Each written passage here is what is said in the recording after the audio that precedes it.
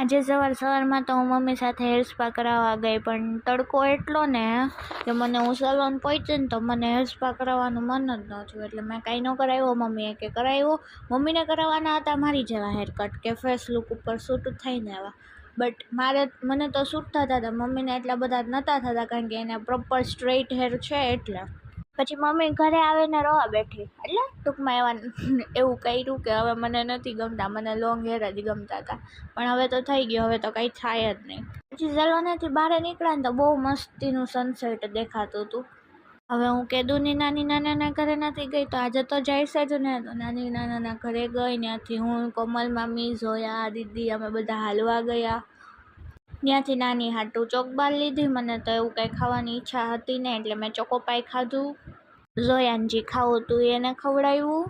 પછી ઘરે પહોંચ્યા ને તો ઝોયાએ જે સ્ટીક લીધી હતી ને એ હું ખાધી હતી, ટેસ્ટ કરતી હતી. નાની મને બોલતા હતા એ કે આવું ને આવું જ ખાઓ, કાંઈ ખાતા જ નથી આવડતું. બોલો હા ભાઈ, ટેસ્ટ તો કરવા દો. રિટર્નમાં રસ પીધો, કારણ કે હવે તો ઉનાળો ચાલુ થઈ ગયો હતો, એટલે મજા આવે પીવાની. બસ આજ માટે આટલું જ. મળીએ કાલના બીજા મિની વ્લોગમાં. ટાટા બાય બાય, રાધે રાધે, જય માતાજી.